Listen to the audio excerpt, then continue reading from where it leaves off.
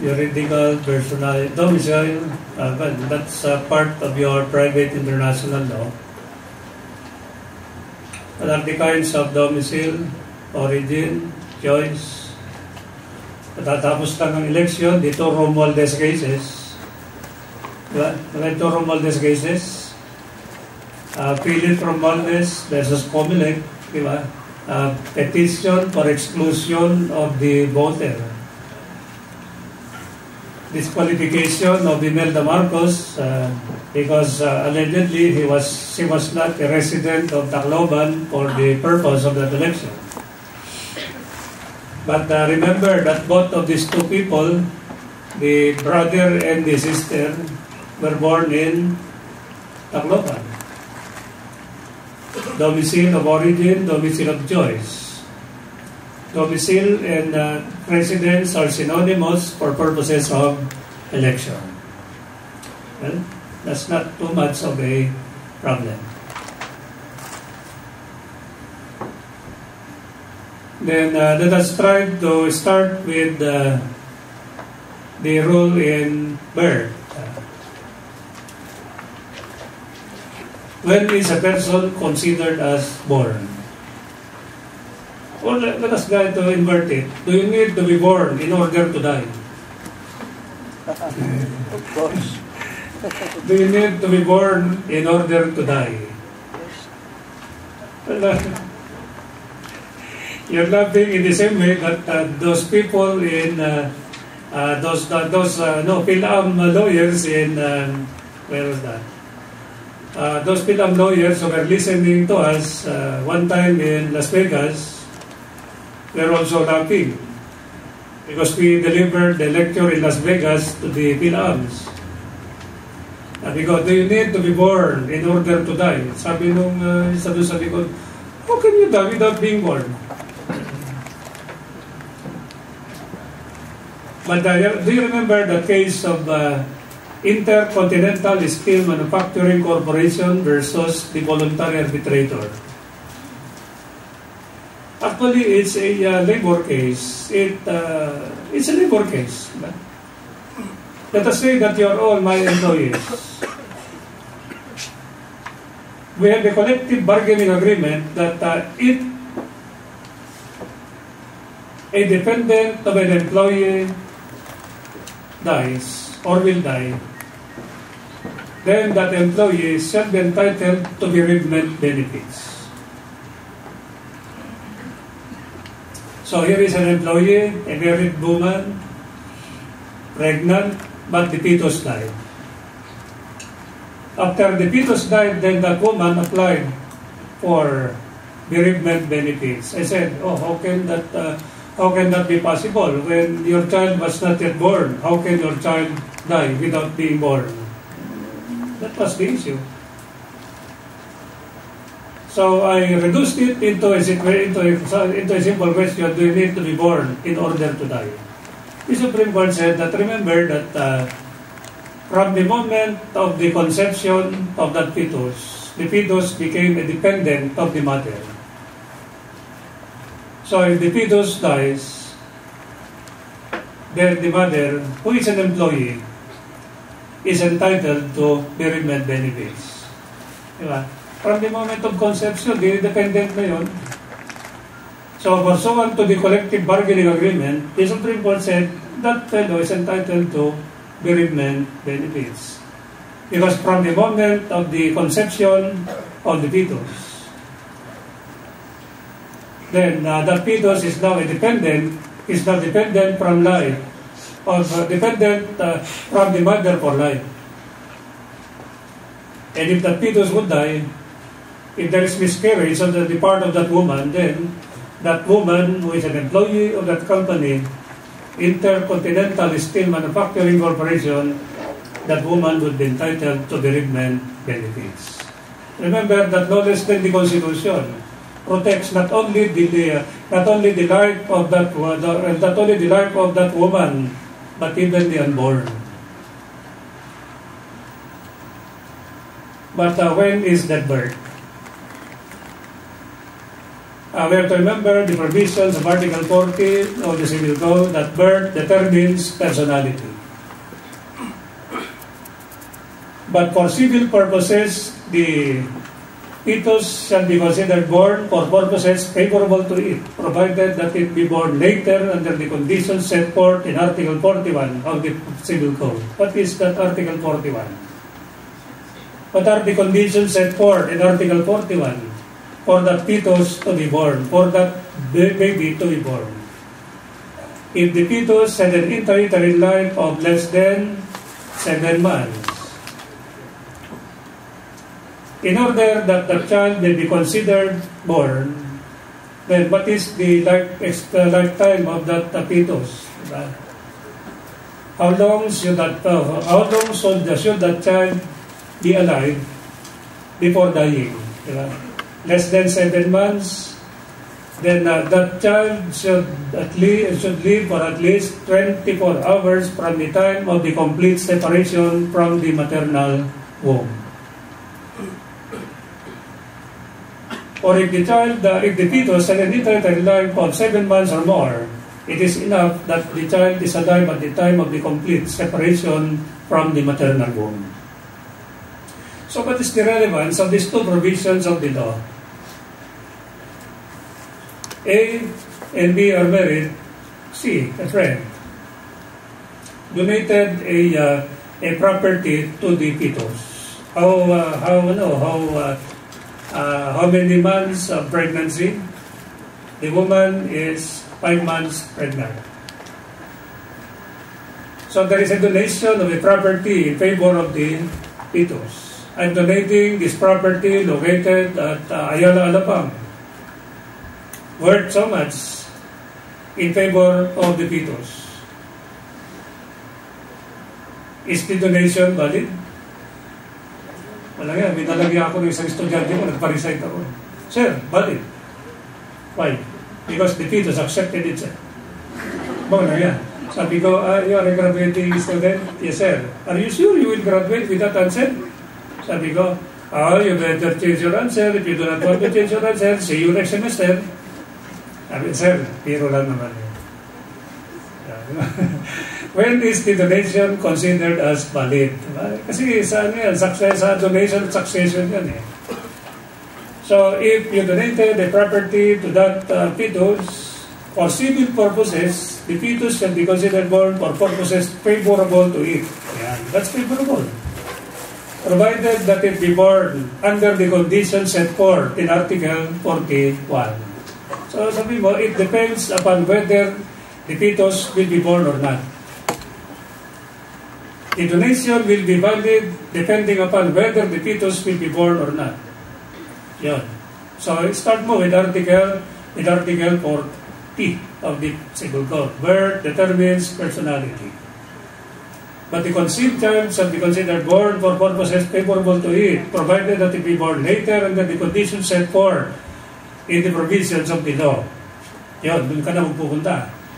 If the fetus had an intrauterine life of less than 7 months, but lived for a period of 24 hours or more from the time of the complete separation from the maternal womb, then the child was born and the donation is valid.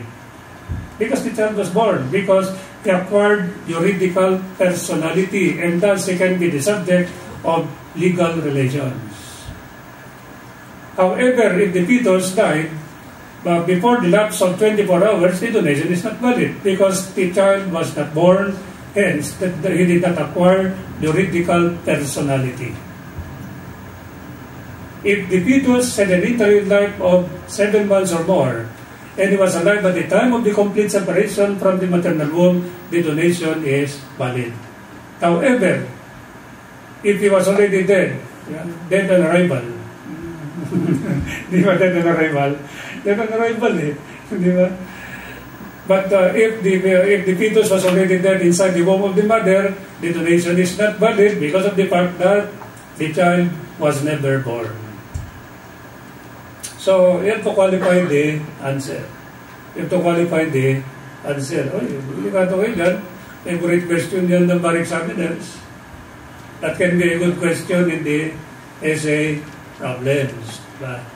in the essay problems. So, Article 40, Article 41, we've been going into these things. Because that extinguishes civil personality. But even after that, do you still have that extension of the personality of the decedent? Yes, because of the estate. The estate is an extension of the personality of that decedent. So, if you go to the rules in remedial law, if there is death of that person, then there are claims against the estate. You file the claims against the estate in the estate or in the state proceeding. Or if during the pendency of an action based on for sum of money based on contract or implied or express, then there is death on the part of that person, then will you dismiss the complaint for sum of money? No.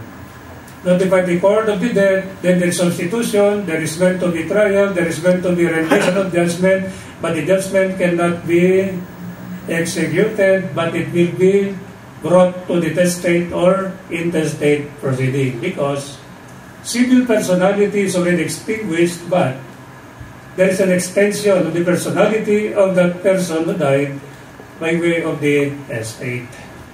By way of the estate.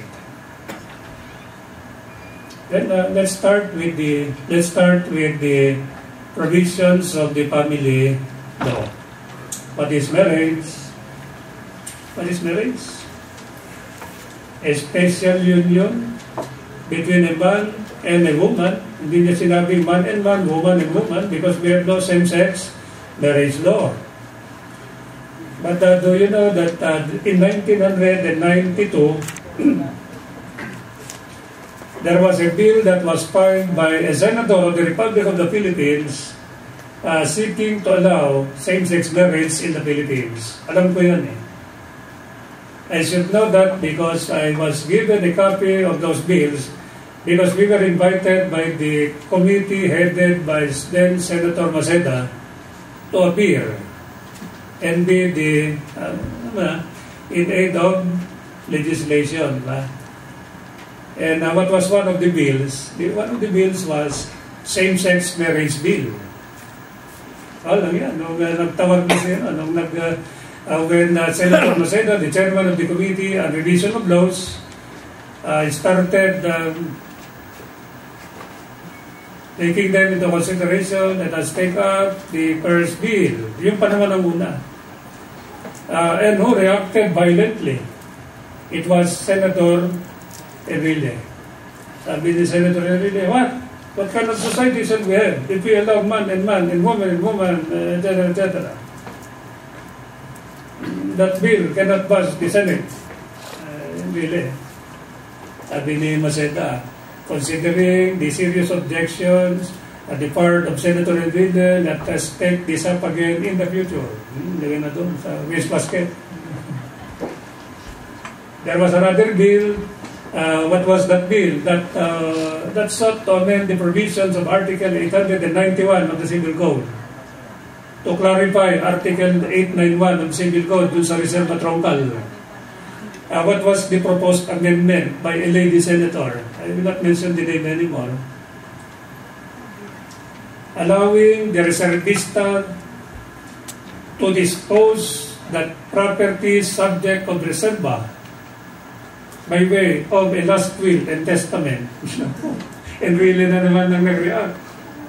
Do you mean to tell me, with this bill, do you mean to tell me that if I will die and my daughter will inherit the property and my daughter will die without any issue, my wife can execute a will and dispose of that property coming from me in favor of her own relatives? No. I cannot allow that. Sabi ni Sabi ni Maceda, considering the objection, nilagay na naman sa tabi. The only bill that was approved, ako lang naman dun eh. Just imagine, I was facing Enrile, Drilon, Rocco, Clavier, Maceda, Fernan. All of them were there. Ako lang mag-isa nandun. Kung alam ko na ako, mag-isa nung pupunta eh. Ako lang mag-isa nandun. Facing all those people. The only bill that was enacted was the bill that sought to amend the provisions of the second sentence of Article 39 of the Family Code. Di ba dati dalawang sentences yan? Now, there is only one sentence of that law. Dahil, an action to declare a marriage void is imprescriptible. However, merong however nung araw yan eh. However, if the marriage was celebrated under the civil code and there is subsequent psychological incapacity, then that aggrieved party can go to court and file an action within 10 years from the effectivity of the family code. Before the 10-year period lapsed, then that bill was enacted by the Congress, repealing the 10-year period. Yun lang. But there were other bills that were filed, but those were the prominent ones. Eh. Pero yun lamang isa. Oh, what do you think of this? Jan Sambano, I was still in Judge at that time, the RTC. Naglakad nga lang kami ni Justice Palatao. We just crossed Taft Avenue. Just crossed Taft Avenue, City Hall. Di ba yung dating Congress doon sa, yung dating, yeah. Kasi Judge Palatao was there for criminal case, for criminal laws, proposed amendments to penal law, etc.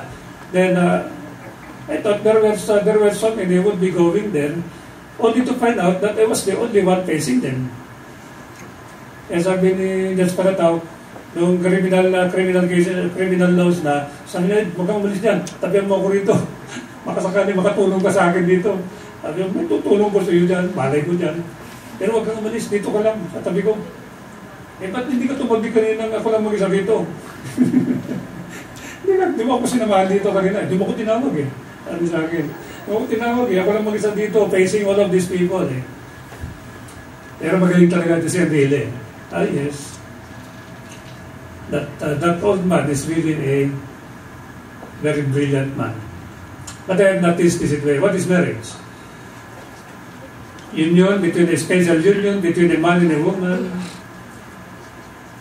What for? For conjugal and family life. The nature and consequences of marriage are governed by law and cannot be the subject of any stipulation except, ayan, yung marriage settlement mo that will govern you during the marriage. It is actually an inviolable social institution. But what for? Are you getting married? For family? Diba? Family. What's family again? What is FA? Father. What is M? Mother. What is I? Hindi I. What is L? Love. What is Y? You. Father, mother, I love you. Family. Diba? That's family. That's family. You're going to form a family. Father, mother, I love you, family. But that is for conjugal and family life. For you to live together, for you to help one another, to support one another. Your duties under Article 68 of the Family Code, basically. But remember that marriage is one where you cannot stipulate on its consequences and nature. Except your marriage settlement. You might agree on the conjugal partnership, you might have the absolute community, you might have the complete separation of property regime, or any other property regime that may be stipulated or agreed upon by the parties. This is the limit of your stipulation. But the nature and consequences cannot be the subject of any agreement between the parties in that marriage. What is the best evidence that you are married? Of course, the best evidence, you can present your document. What is that document? The marriage certificate. But suppose you cannot present the marriage certificate, do you mean to tell me that you can contend that you were not married at all because you did not sign any marriage certificate or any marriage contract? Well, is that an essential or a formal requisite of marriage? No, that is not even an essential requisite. That is not even a formal requisite of marriage. For as long as you have all the requirements of a valid marriage, consent, legal capacity, solemnization, license, and then the authority of the solemnizing officer. But the law does not even enumerate or include in the enumeration the marriage certificate. And suppose you cannot present your marriage contract. How will you prove now that there is such marriage between the two of you? Why? Can you not present the solemnizing officer, the mayor, the judge, the priest, etc.? Can you not present your witnesses? Can you not present those people who were present during the ceremony, etc.? Remember, one of the latest cases here is the case of Manuel Nuevo versus the estate of Calandoni in Iloilo, where suppose you do not have that document, although the best evidence of marriage is the document itself, the certificate or the marriage contract, but suppose you do not have it, you can prove it by evidence alone. If you have been deporting yourselves to be married to the public, for example, you are in a particular locality, and you have been representing or deporting yourselves to be married, you do not have to present that document, because that is not even one of the formal requisites of marriage under the provisions of Article 3 of the Family Code. So what are the requirements of a valid marriage? We have consent that is given by the parties, so must be a man and a woman. Then we have legal capacity. Then the formal requisites of marriage are license, authority of the solemnizing officer, and the solemnization of that marriage. So these are the basic requirements of the valid marriage. The essential in Article 2 and the formal in Article 3. In the absence of any one of them, that marriage is not valid. If there is any defect or infirmity in one of the formal requisites of marriage pursuant to Article 4 of the Family Code, that is still a valid marriage. What is an example of that formal requisite, but there is a defect? For example, what is the requirement before a license may be issued? Diba? You apply for it, publication for 10 days. But suppose the application was done at 8 o'clock in the morning, at 4 o'clock in the afternoon, the marriage license is there. Then at 7 o'clock, the solemnization happened. Is the marriage valid? Valid. Valid. But will it affect the threefold responsibility of the public officer? Yes. The public officer can be held criminally, civilly, administratively liable for having issued the license without complying with the 10-day publication requirement. But it does not go into the validity of the marriage. It does not nullify the marriage. That is just a mere infirmity. Or for example, can the mayor of the city of Manila solemnize a marriage in Pasay? Well, generally, it should not be possible. But remember the case of Navarro versus Dumagtoy, where that judge, for example, a judge of the NTC of Manila, is a resident of the city of Pasay, and then that marriage was celebrated in Pasay, in his residence. Is that a valid marriage? Valid. But remember that judges can solemnize marriages within the territorial jurisdiction of the courts as defined by the law or the Supreme Court. So what is the territorial jurisdiction of an NTC judge of Pasay? Pasay.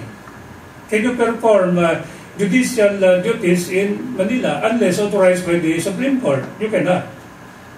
But is that not a part of your powers and functions as a judge?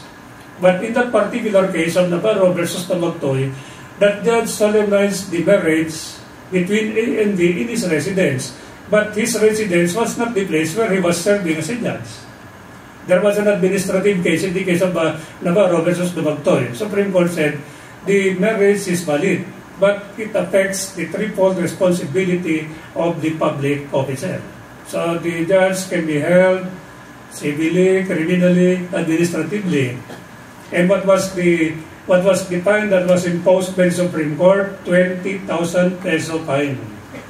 For the judge not to do it anymore because you are going to solemnize marriages outside of the territorial jurisdiction of your court.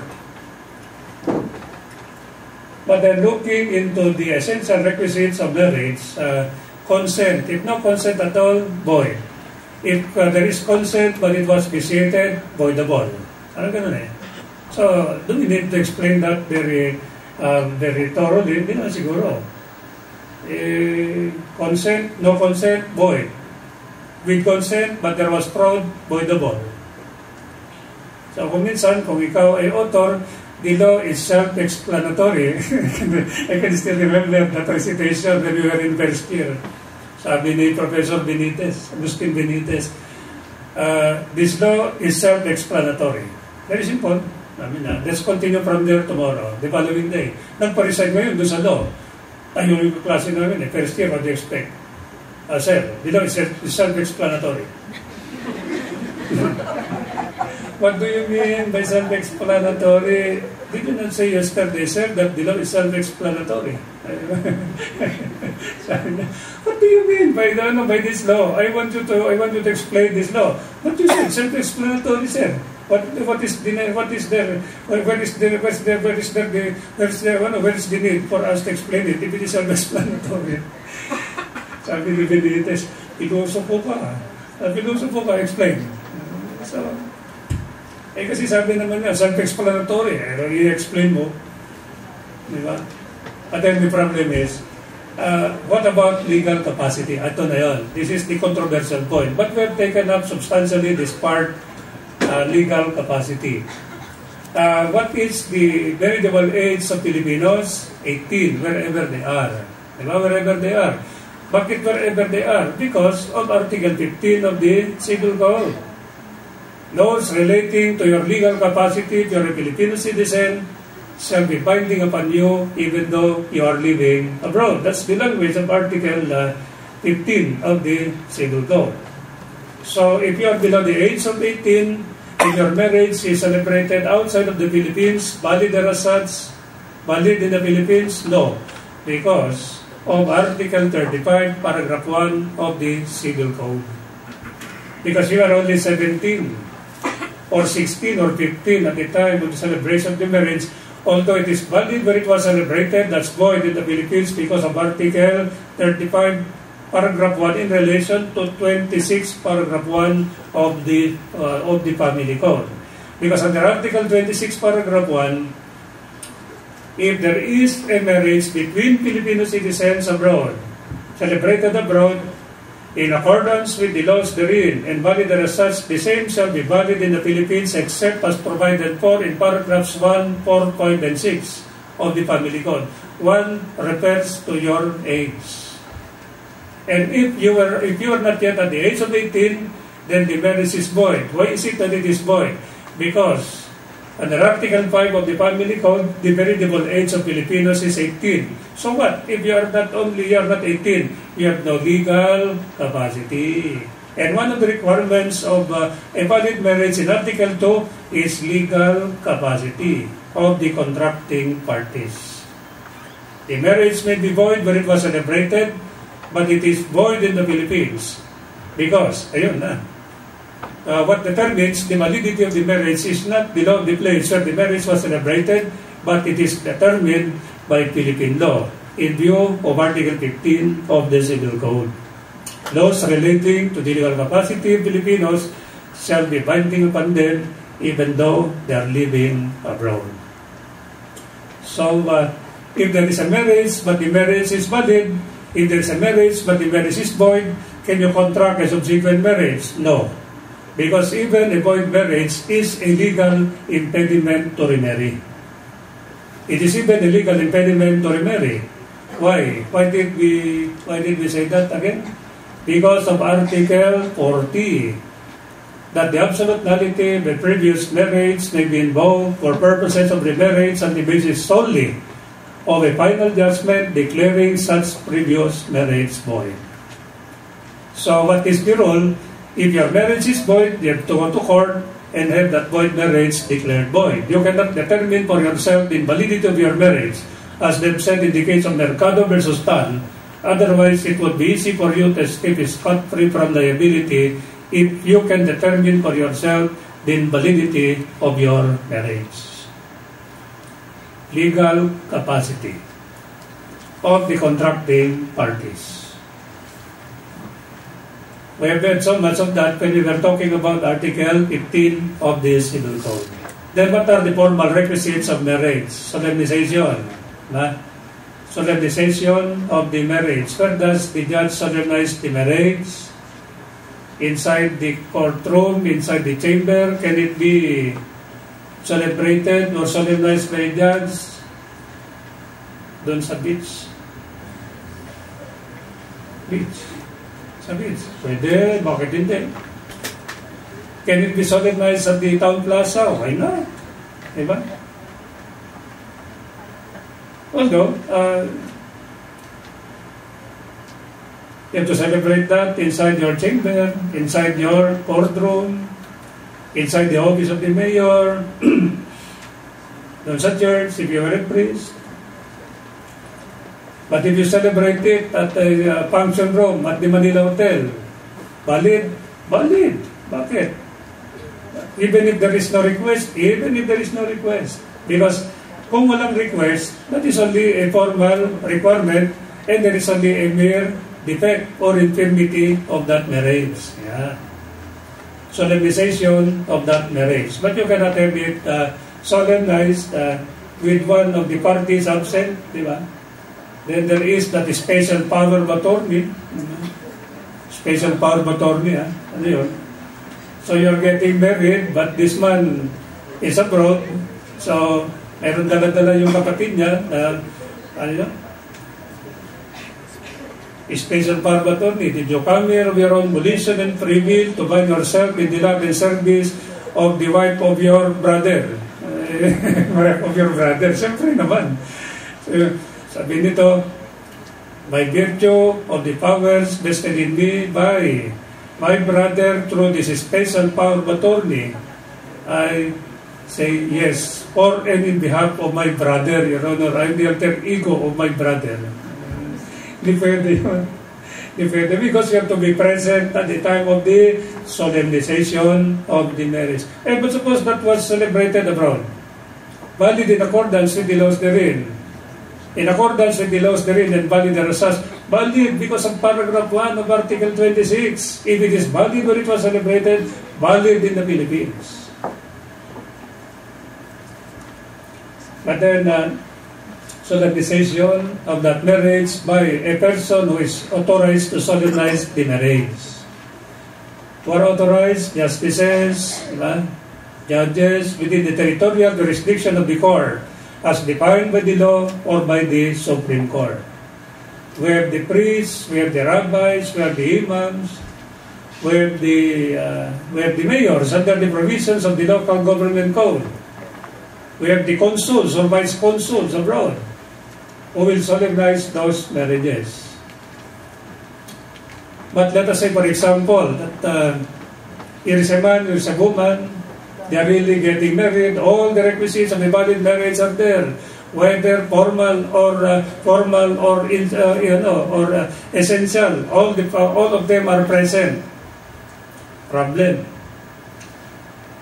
They are now dressed for that marriage. They go to the City Hall of Pasay, o Manila. Isa sa Manila, kung minsan may sasalubong sa iyo. Dalawa kayo dyan. Dress to kill. Meron dala-dalang envelope na ganun. Suspicion ng fixer, kasal. Pumunta kayo sa City Hall, kasal. Mura lang, at 3,000. 3,000, mura. Kaya nga kami nagpunta dito, naghanap kami ng mura eh. Ayun. So you were brought to a room. May nakalagay doon, judge. Ako yun, nakabarong. Ako nakabarong, naka-American na. Sabi, judge, good morning po. Problema. They're getting married, sir. Sige, prepare mo na. Pero sino ako? Judge, na beauty contest.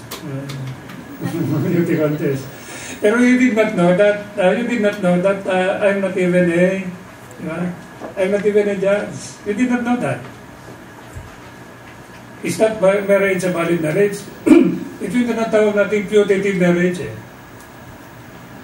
That it would have been void were it not for the fact that you were not aware of the inexistence of my authority to solemnize the marriage. You were in good faith. Contracted in good faith. It was contracted in good faith.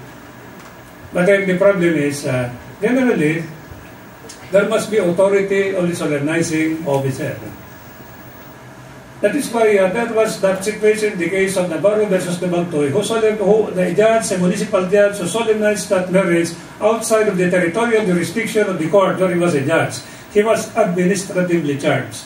But in that administrative charge against the judge, the Supreme Court said, although there is only an infirmity which does not affect the validity of the marriage, the judge, however, is hereby penalized in the amount of 20,000 pesos because of the administrative, criminal, or civil responsibility of the said person who solemnized the marriage. Authority of the solemnizing officer. But of course, there must have to be a license. The license must have to be exhibited prior to or during the marriage. Because the judge will always ask the question, or the solemnizing officer will always ask the question, may lisensya pa kayo? Meron po. Asan yung, where is your license? Nandito po. Where is your license? Bukas pa po eh. Ha? Hindi bukas pa yung solemnization of the marriage. There was one time, there was an MTC judge of Manila, students of mine from the law school came. Early morning, sir, nagpayo kami ng license. Pwede ba magpakasal in advance? Naku, pambira kayo. Remember, Article 15 of the Revised Penal Code, education is aggravating or mitigating depending upon who the person is. Sabi ko sa kanila. And suppose I will be charged. Nagtuturo ako ng civil law. Reviewer ako ng civil law. May libro pa ako. Sasabihin ng Supreme Court, aggravating. Aggravating. Loko kayo. Bukas na lang. Sir, mamadali ho. Hindi, ilang oras na lang. You come back tomorrow. Papasubo pa ninyo ako, mga loko kayo. Sabi ko sa kanila. Bukas na lang. Sige sir, balik kami bukas. They came back thereafter. Where is your license? Ayun, dala-dala yung lisensya. Uy, delikado kayo. Hindi compliant yung 10-day period. Niloloko ko sila, boy. Hindi sir. Di ba sabi mo, sinabi mo sir, ano lang yun? It's only a mere formal requisite. It is only an infirmity. Paano ako ngayon? Sabi ko, I might be responsible criminally, civilly, administratively. Hindi ko kayo kakasalin. Ako sir, alam namin, bukas. Anyway, you come here. By virtue of the powers vested in me, etc. Married. Diba? So that's it. But are there exceptions to the rule? Meron na pong isang klaseng marriage that you do not have to have a license anymore.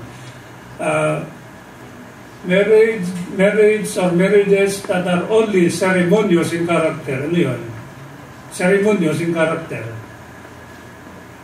What is an example of a marriage that is ceremonious in character? Golden, diamond. Yung mga golden wedding anniversary, kailangan mo bang mag-lisensya yun? Diba? Golden na. 50 years na silang kasal, tapos hingyan mo pa ng lisensya. Paano lang yung buhay na ito? Remember, Iho, ang nagkasal sa amin, yung great-grandfather mo. Noong kami, 25, silver. Ang nagkasal sa amin, yung tatay mo. Ngayon, golden, ikaw na yung judge. And then you're asking for a license sa golden. Sobra ka, Iho. And then, nagbibiro lang po ako. Yan ang ceremonious marriage. Diba? That's an example of the marriage that is ceremonious in character. But there are instances where the marriage license is not needed anymore. Do the Mohammedans need a license? Yeah. If you are living in a place where there is no means of transportation for you to go to the local civil registrar and apply for a license? Do you need a license? Let us say, for example, that Manila has been declared as a zone of military operation. A member of the armed forces or a civilian was hit fatally, then can there be a marriage without license? Yung mga ganun is now under Articulo Mortis. But let us go to the controversial point. Wala namang problema yun, iba eh. If a man and a woman without the benefit of marriage have been living together as husband and wife, and without any legal impediment to marry one another, can they get married if they've been living together for a period of 5 years or even more? So A and B, without the benefit of marriage, have lived together as husband and wife, no legal impediment to marry one another. 5 years or more. Do they need a marriage license? That is one of the exceptional situations where a marriage can be celebrated without the need of having to apply for a marriage license. No need for a marriage license, provided that they have lived together as husband and wife without the benefit of marriage for a period of at least 5 years or even more. So let us try to resolve that question. Is it necessary that you have the capacity during the period of 5 years of cohabitation? Or is it enough that you have the capacity at the time of the celebration of the marriage? Well, that has been resolved already in the case of Enres Dinal versus Norma Bayadog and Republic versus Dayot and Dayot versus Dayot. In the case of Republic versus Dayot and Dayot versus Dayot, let us look at this. Here is a man, is a woman, they got acquainted. They were introduced to one another by a common friend.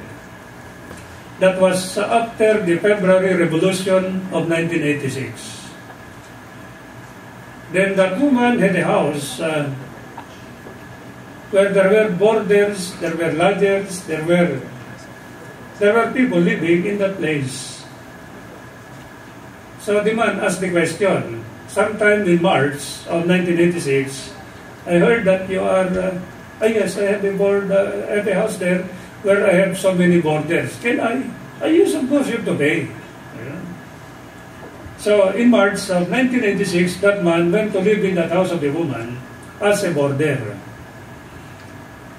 But in June of 1986, the woman requested the man to accompany her to the city of Pasay. Can you accompany me to the city of Pasay? Sabi nung, yes, why not? Why? Because I'm going to claim a package.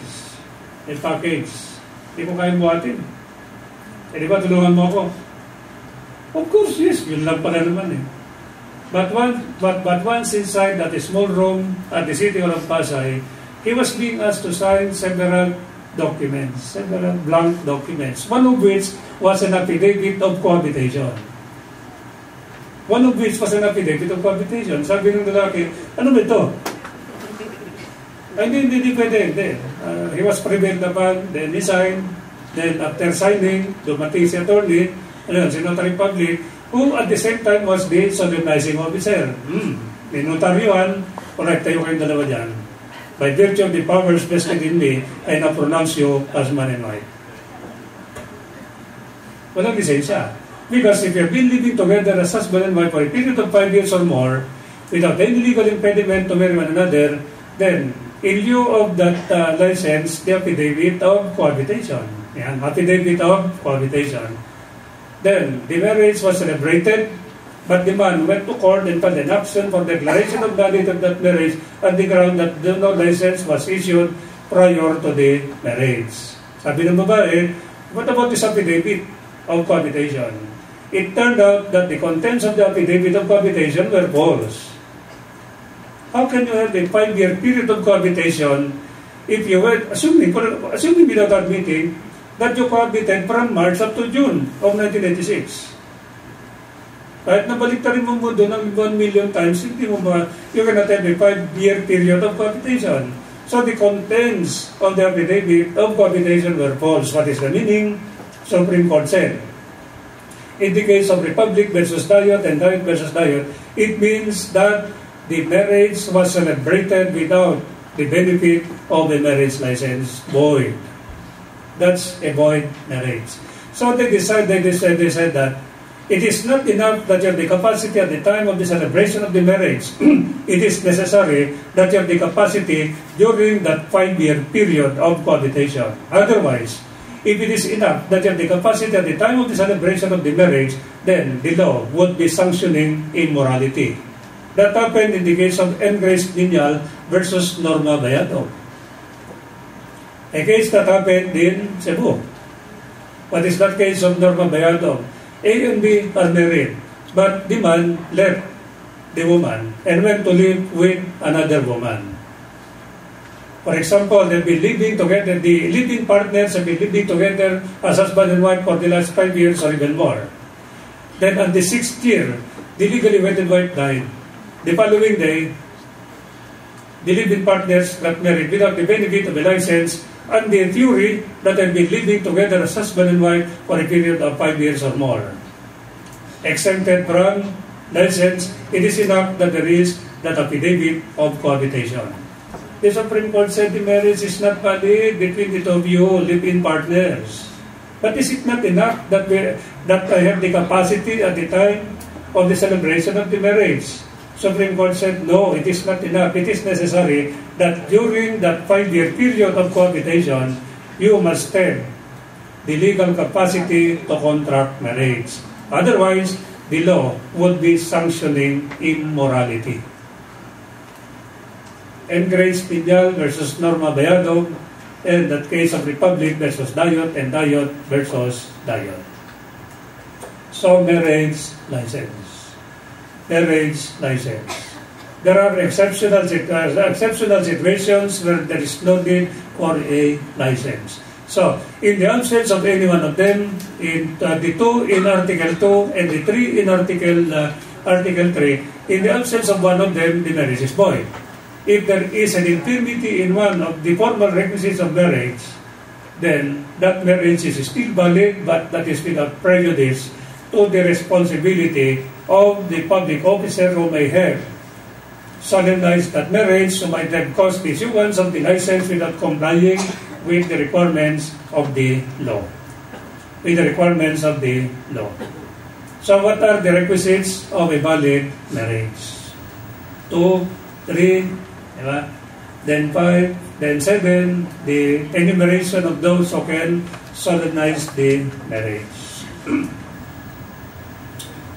That if ever there is a marriage that is celebrated outside of the Philippines between Filipino citizens, and valid as such, the same shall be valid in the Philippines, except as provided for by the provisions of Article 35. Sa 35 muna, kasi 35 paragraphs 1, 4, 5, and 6, 36, 37, and 38.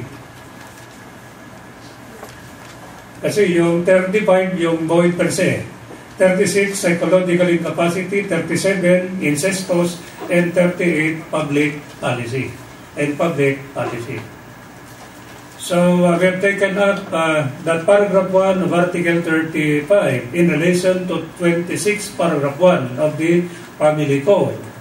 If the parties were only minors at the time of the celebration of the marriage, even if valid but it was celebrated, that is void in the Philippines because they lack the legal capacity to contract marriage. Then that would involve paragraph 1 of 26, paragraph 1 of 35, then the provisions of Article 5 of the Family Code and the provisions of Article 2, lack of legal capacity, and ultimately Article 15 of the Civil Code. So ilang provisions ang isasagot mo doon? Diba? Article 2, Article 5, Article 26, Paragraph 1, Article 35. Diba? Then, Article 15 of the Civil Code. So you try to construct that answer. Is the marriage valid? Yan, valid where it was celebrated. Two people, 17 years old, Filipinos, got married in Hong Kong, valid. Is it valid in the Philippines? The marriage is not valid in the Philippines. O, sabi mo, boy. Yan. Because the parties lack legal capacity to contract marriage at the time of the celebration of the marriage. Under the law, yan. One of the requirements of a valid marriage is legal capacity. And a Filipino has legal capacity to contract marriage if he is already 18 years of age. Yan. Ito, so na-ilay mo na yung basic provisions of the law. The facts would show that the marriage was celebrated outside of the Philippines and valid as such. The marriage was celebrated in the United States or in Hong Kong or elsewhere in accordance with the laws therein. And if ever it is valid where it was celebrated, it is valid in the Philippines. But in this case, when it is true that it is valid where it was celebrated, it is equally true that it is valid in the Philippines because they lack the legal capacity to contract marriage. They being minors at the time of the celebration of the marriage. Why? Why is it that it is void? Hence, it is void. Yun, papasok ka doon sa Article 15. Under the law, di ba ganun? What is the legal capacity? Legal capacity of Filipinos can be binding upon them even though they are living abroad. So, it is a rule that the law that determines the validity of the marriage and the capacity of Filipinos is not the law of the place where the marriage was celebrated, but it is determined by Philippine law. Therefore, sabihin mo, I submit that the marriage is void. Baka naman sabihin mo, therefore, I submit that the marriage is valid. Sayang. Sayang, di ba? Dapat yung premise sa taas should be the same as the conclusion. Buti pa, hindi mo nilagyan yun. Kamali ka pa. Total, nandun naman yun sa ilalim, nandun naman sa dulo, nandun naman sa body of the answer. So that's it. Diba? If the marriage was celebrated outside of the Philippines, what is a bigamous marriage? Valid? Boy. Because it's bigamous. Yeah? As determined by Philippine law. And since it is a bigamous marriage, then the parties did not have capacity to contract marriage again. Yeah? It is true that the marriage between A and B is a void marriage in the Philippines. But a void marriage is a legal impediment to marry. Diba? Before A contracted marriage with C, he should have gone to court to have the void marriage declared void. Because he cannot determine for himself the validity of the marriage. So no reason. Don't stop there, lagay mo rin yung under article, huwag na naglalagay article. Baka magkamali ka, under article 40 of the Civil Code, patay. Magkaiba yun. Birth determines personality yun. Birth determines personality. Sasabihin ng pag-examiner, binubula mo naman ako masyado. Diba? Mabuti pa hindi mo na nilagay yung 40. Diba? Under the law na lang. Because I know the law also. Diba? Eh kung minsan, pagka maglalagay ng gano'n, baka magkamali ka ng totoo yan eh. Because there was one time dun sa undergrad, sa amin, sa FEU, nung araw, sa pagmamadali ko, nilagay ko, instead of 448, nailagay ko 484. Pero, literally, it was written. Alam yan, within-circle ni Professor Oben, yung 484. Sabi na, should be 448. Minus 7. Sir, ang dami naman nun. Sabi ko, bawasan mo ng konti yung minus. De, para hindi ka maglalagay ng number. Since then, hindi ka maglalagay ng number. Pagkamali ka ulit, malaking bagay yun. Because 484 and 448 are two different things. Kasi yung 484 is in co-ownership. Sabi niya, ito, yung builders. Oo nga, no? Eh kung minsan, mali rin yung naglalagay ka. Lalo na kung mabilis ka masyado. But then, That's how you're going to react to that kind of problem. What are the other marriages that are void, even if valid where they were celebrated? If there was a mistake in the identity of that person, if that marriage was celebrated outside of the Philippines, in accordance with the laws therein, and valid as such, that marriage is not valid in the Philippines. For example, here is a man who is getting married to this woman, this girl. Pero magkakambal itong dalawang ito. Normally, kambal are identical. Normal identical yan. I should know that because our eldest sisters are kambal. Mga bata pa mo yun, hindi mo alaman kung sino yung A at saka sino ang B. In fact, nung first year college kami sa FEO, napahiya kami doon sa kaklase namin eh. No, doon sa kapatid pa rin ng kaklase. Because kambal pala yun. May kakambal pala yun. Our classmate, halimbawa, na-dismiss lang kami a few minutes ago, lumabas kami doon sa pintuan, bawin na sa lubong kami, kamukhang-kamukha, iba ang uniform.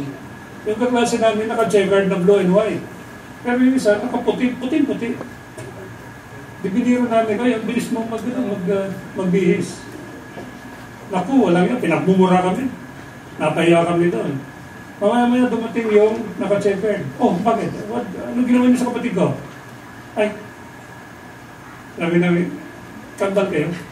Oo. Naku, sorry, akala namin ikaw eh. Ay, okay.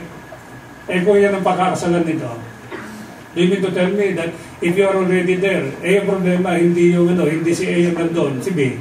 Eh, kung sabihin, did you come here of your own volition and free will to bind yourself in the love and service of your wife? Bill of particulars, tingnan ko muna. Tingnan ko muna.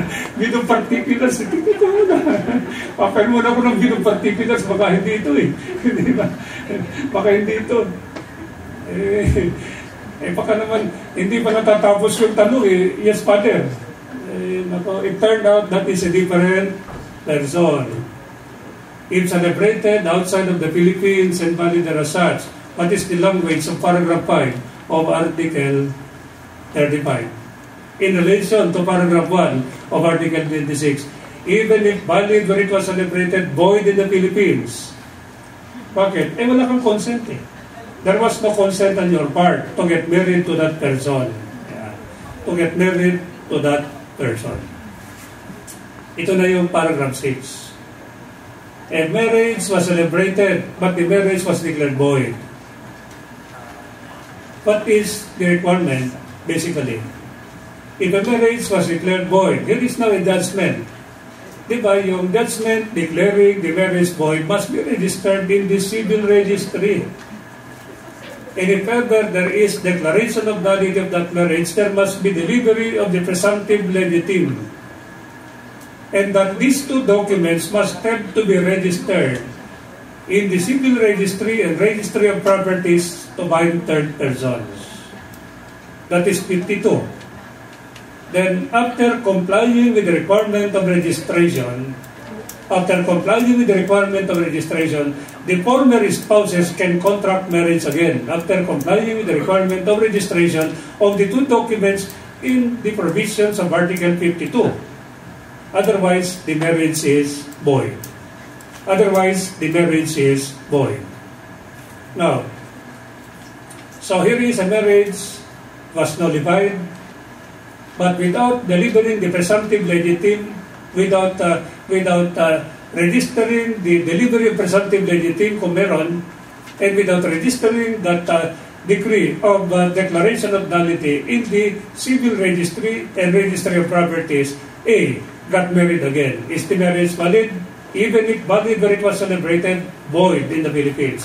In view of paragraph 1 of Article 26 and paragraph 6 of Article 35 of the Family Code. But can that void marriage produce a legitimate child? Doon sa 54. If a child was born out of that void marriage, or a child was conceived or born prior to declaration of nullity, that marriage is going to produce a legitimate child. Sa Article 54 of the Family Code. Article 54 of the Family Code. So what are those marriages that are valid, were celebrated but void in the Philippines? Paragraphs 1, 4, 5, and 6. Bakit hindi paragraphs 1, 2, 3, 4, 5, 6? Because if there was no license, if there was no authority, remember that these two, paragraphs 2 and 3, are just formal requisites of marriage. I suppose the law of Hong Kong says that if there is a marriage of foreigners, even if it is celebrated by a barangay chairman, even if there is no license, for as long as it is a marriage between Filipinos or between foreigners, valid. Valid in accordance with the Lausterian, valid in Philippine law. Yan ang ibig sabihin ng correlation of the two provisions of the law.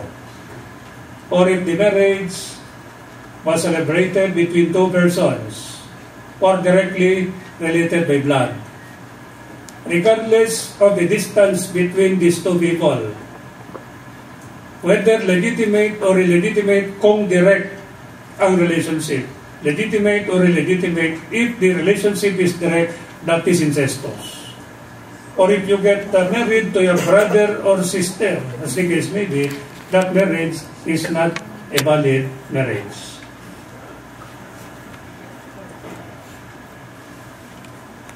Please. Okay, announcement ba?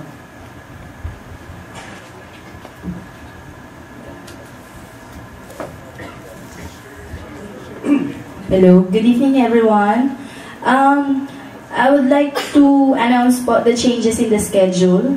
So, on Sunday, June 16, 2013, MACBAR discussion will be on 8:30 a.m. to 12:30 p.m. And then in the afternoon, Dean Navarro will be having its lecture from 2 p.m. to 6 p.m. on property. Again, on June 16, Sunday, MACBAR discussions will be on 8:30 to 12:30 p.m. And then in the afternoon, 2 p.m. to 6 p.m., Dean Navarro will be having its lecture in property. Thank you.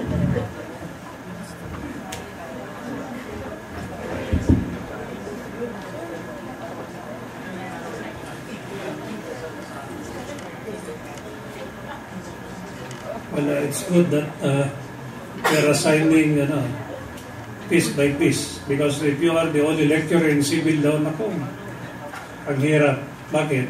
Ang haba. Ang haba yun.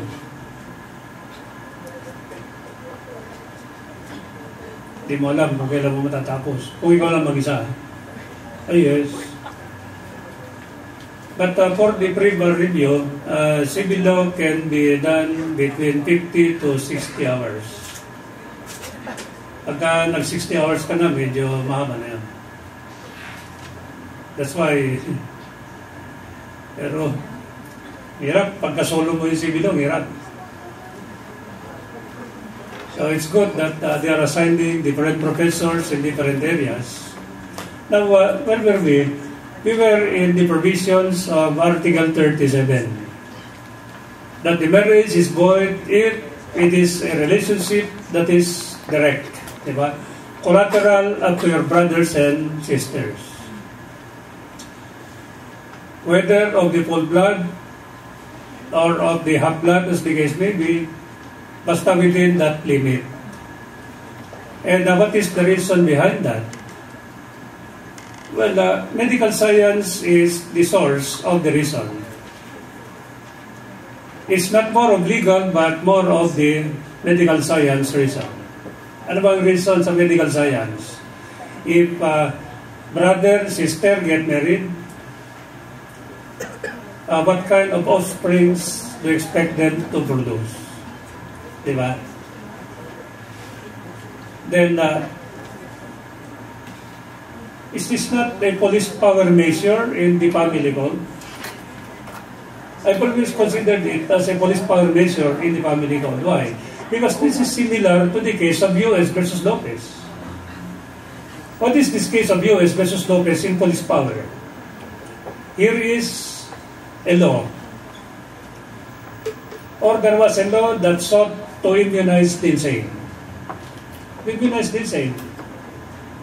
And one of the verses of that law was to the effect that it was intended to promote the welfare of the people. Because you could just imagine, if two insane people would get married, what do you expect? They will be producing genius. Diba? They will be producing genius and bar-top nonsense. Yan ang magaling kung gano'n. Diba? That's why, what do you expect? Diba? What do you expect? Yan. And there was a question on the validity or constitutionality of that law that sought to immunize the insane. Kasi, ang sabi ng people who went to court and filed that petition to question the validity of that law that sought to immunize the insane, they contended that this is a violation of the Equal Protection Clause. Why are you immunizing the insane and not the sane? Di ba violation ng equal protection? Pero do the sane and the insane fall under the same category? Di ba? Is there a distinction that makes real differences between the sane and the insane? And is the law or the intention of the law germane to its very purpose? To promote the welfare of the people. Is it applicable to people belonging to the same class? Is it applicable to present or even to future conditions? Supreme Court said that is not violative of the Equal Protection Clause. Because insane and the sane do not belong to the same class. Diba? Because you could just imagine if two insane people will get married. Okay lang, if they will produce genius, okay lang, no problem. But we expect them to produce genius people or offspring, as the case may be. Impossible. So to promote the welfare of the people. Kasi bibiro ako eh. I suppose there are 5 million couples. 5 million times 2 equals 10. And they have 5 children each. All of them are qualified to vote. And then one of them will run for president, one of them vice president, 12 of them will be running for senator. So ako standard bearer insane. Ikaw ang vice president, kayo ang mga senador. So tayo dito, who are insane? Siyempre, all of you will be proud to be insane. So block voting. So you'll have a president who is insane, vice president who is insane, 12 senators are insane. Mayor of Manila, insane. Etc. etc. Ayun, vice mayor, councilors, insane. At tapos, what kind of society shall we have? Ayun. That is the meaning of the case of U.S. versus Lopez. U.S. versus Lopez. Pero biro ko naman, why don't we try? We've already tried the best of the best. They are coming again in 2016. But where are we? Traffic pa rin. Kaya kayo di nakapasok kahapon, traffic, baha pa. Di ba? Alam nga. Namang klaseng situation kahapon, di ba? You were not far away, but you cannot cross the road. You were just 20 meters away, but you cannot go to the review center because flooded. Diba? Ilang oras pa ako na traffic. Mabuti na lang, meron text message sa akin before 5 o'clock. Sabi daw ni Dindriano, bukas na lang daw yung klase because, siyempre, understood naman yun. Why are we going to force these people to go to the review center if it is impossible? So, pero, wala pa lang ako nakitang MMDA enforcer. Kahit isa. Where are they? Where were they? And yet, I was listening to the MMDA chairman na naka-deploy daw yung mga enforcers nila. I passed through UN Avenue, I passed through Taft Avenue. Mabuti na lang, meron 2 polis na nagmamando. But where were the MMDA people? Not one, not even a shadow of these people were there. And yet, the chairman was saying that there are so many. Sabi ko sa loob ko, bibiruin mo pa ako, samantalang nakita ko na wala . Nakita ko na wala. Everywhere, wala. Ewan ko. Baka nalunod. Sabi ko, baka nalunod.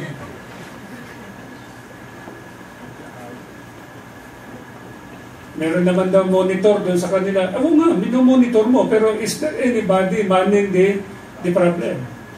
It's a different thing na may monitor na malaki. Kahit na pa gano'ng kalaki yung monitor mo, kung wala namang magmamanto doon sa intersection. Alam mo naman ang Pilipino eh. Mas magaling pa sa magaling. Di ba? Mas magaling pa sa magaling. Kaya sabi ko nga, well, I hope, sabi ko nga, good luck, Mayor Estrada. Good luck, Manila, I hope. Pero you can put the best of the best in Manila, but if there is no discipline that can be imposed upon the people, then you are a useless person. Ang kulang lang dito, disiplina eh. Pero if you cannot even impose discipline upon the people, right then and there, wala. Hopefully. Yes, sir. Let's say good luck. Diba? Pero with that kind of situation last night, alone, konti pa lang yun, ha? Konti pa lang yun. Eh, paano yun? Kung ang bahanggan dito. Diba? O bahanggan dito. Wala na. But let us take into consideration those marriages. They are void because they are incestuous marriages. But don't answer that it is void because it is incestuous if it is between first-degree cousins. First-degree cousins, void. Why? 38, by reason of public policy. By reason of public policy. Adopted, diba? Spouse of the adopter and the adopted, both of you were adopted together, can you get married? No, by reason of public policy. But let us say, for example, that here is the situation. A and B are married, they have a son, C. Then X and Y are married, they have a daughter, J. Then A died, then X died, then B and Y got married. Can their children get married? Yes. Because if you look at 35, wala. If you look at 36, wala rin. If you look at 38, wala rin. Step-brother and step-sister, they are not found in the law. Whether it is void under 35 or 37 or 38, they are not there. Therefore, that is a valid marriage. That is a valid marriage. But what about if there is psychological incapacity? Remember that psychological incapacity is not defined by the law. But psychological incapacity is not defined in order to give an elbow room to the judges or to the court to determine under what circumstances a person may be suffering from psychological incapacity. That is the reason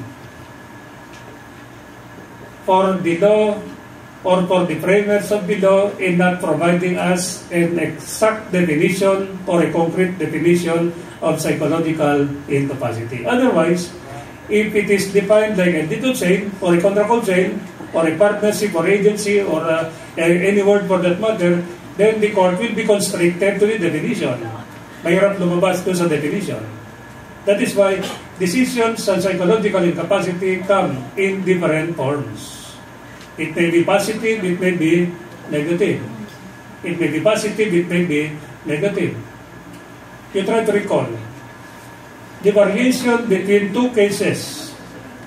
In the case of Choi versus the Court of Appeals, at one time or another, the Supreme Court said that if your spouse refuses to provide sex to you, that is psychological incapacity. That was in 1997. But in 2012, in the case of Bakay versus Bakay, the Supreme Court said, if your spouse refuses to have sex with you, then that is not psychological incapacity. Di ba? Ayun eh. Yun ang variation eh. Yan ang variation eh. So, if your spouse refuses to provide sex, in Choi versus the Court of Appeal, Supreme Court said, that is psychological in origin, not only physical, they said. But they changed their mind in the case of Bakay versus Bakay. The refusal to provide sex is not psychological but physical in nature. Yun. So, there is a variation. Pero yung kaso, sa bagay, it did not reach the Supreme Court, yung kaso ng Velasco versus Velasco. But that was a Court of Appeals decision. Ano ba yung Velasco case? Here is a man, a woman, they're married. But the woman was having an affair with another man. That the woman was even very vocal. The woman was even very proud to have a relationship with another man. Sinasabi niya doon sa lalaki, sa asawa, that at one time, this man and this woman, well, of course, that's normal for the husband and wife, making love to your spouse. Ang problema, after making love to your wife told you, don't you know that the other man is a better performer than you and then? Walang niya. Yan ang Velasco versus Velasco sa Court of Appeals. What did that man do? That man went to court and filed an action for declaration of nullity of the marriage at the ground of psychological incapacity. Ang sabi ng Court of Appeals, there is no more love, there is no more respect, there is no more fidelity. Psychological incapacity. There is that refusal on the part of that person to comply with essential duties to the marriage bond. So may variation. You remember the case of Antonio versus Reyes? Antonio versus Reyes. What is that Antonio case? Here is a man, is a woman, they got married. But initially, the man did not know that there was a relationship of that woman with another man, resulting in the birth of a child. Pero pag tinitingnan ng lalaki, yung bata, at saka yung babae, yung anak, at saka yung babae, at saka yung bata, magkamukha. Sabagay, kung kamukha mo naman, kasi nagpalo, nakapatid mo, kaya anak mo, di ba? The problem is that, it turned out that this child was the child of that woman with another relationship, or in another relationship. Tinanong ng lalaki, magkamukha kayo anak mo yata yan? Hindi, kapatid ko yan. Adopted yan. But somebody told the man that, no, that's the daughter of your wife in another relationship. The woman was claiming to be the highest paid, claiming to be the highest paid in the advertising industry. Ako pinakamalakas kumita sa advertising industry, earning 7 million per annum. It turned out that the woman was earning only 7,000 a month. Tagalan ng 30. She was claiming to know everybody. Kilala mo ba si Pinoy? Naku, isang tawag ko lang yun, pupunta dito sa San Sebastian yun, maulang yan. Kilala mo ba si ganito? Oh, yes. And claiming to be one of the best entertainers of Black Gold recording. But everything was a mere, what? It turned out that everything was false. Then that man went to court and filed a complaint for declaration of nullity of the marriage on the ground of psychological incapacity. Antonio versus Reyes, the Supreme Court said, how can a person comply with the essential duties to the marriage bond if that person does not even know the distinction between truth and fantasy? Ayun, truth and fantasy, psychological, sabi ng Supreme Court. Pero the more attractive part, I always say, the more attractive part of the case of Antonio versus Reyes is the first part of the decision. Tingnan ninyo, yung Antonio versus Reyes, matutuwa kayo diyan. Nakalagay doon, statistics never lie, but lovers often do. Nakalagay doon. Statistics never lie, but lovers often do. Because the woman always telling a lie. Everything was a lie. Diba? Everything was a lie. Psychological, sabi ng Supreme Court, in origin. That would prevent that woman from complying with essential duties to the marriage bond. Or how can a person comply with essential duties to the marriage bond if that person does not even know the distinction between truth and fantasy? May variation yan.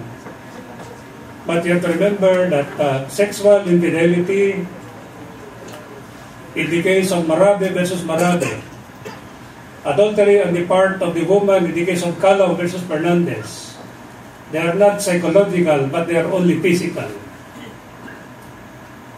They are not grounds for declaration of nullity on the ground of psychological incapacity. If your spouse would rather stay with his friends, spend his money with his friends, he comes home very early in the morning, or she comes home early in the morning. Maganda yung isang case eh. The man went to court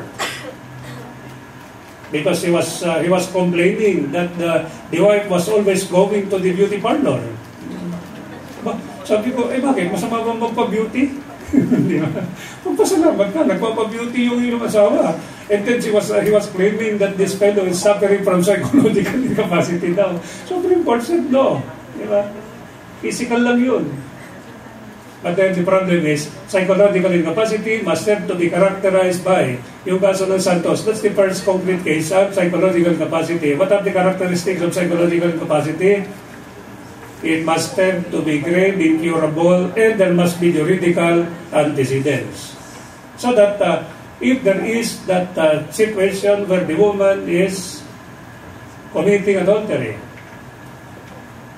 or that man is committing concubinage of sexual infidelity on the part of the man and the woman, this is not psychological, but it is physical. Except, may exception dyan eh, because of that characteristic that they have provided in the case of Santos versus the Court of Appeals. Ano yun? There must be juridical antecedents. That if that promiscuity can be proven to be traced even prior to the marriage or even at the time of the celebration of the marriage, then that can constitute a ground for declaration of nullity due to psychological incapacity. But if it is not, if it occurs only after the celebration of the marriage, that's only a ground for legal separation. So these are situations in psychological incapacity. They vary depending upon the facts of these particular cases. So that if all these marriages were celebrated outside of the Philippines, and valid as such because they were celebrated in accordance with the laws therein and valid as such, these marriages are valid except as provided for by 35 paragraphs 1, 4, 5, and 6, 36, 37, and 38. Now, is there a prescriptive period for you to file an action for declaration of nullity of that marriage? None. Under Article 39 of the Family Code. Under Article 39 of the Family Code.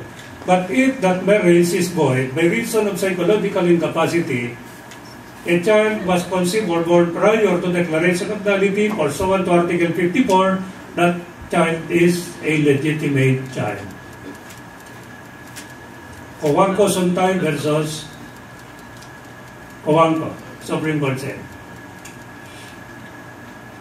But what about the voidable marriages?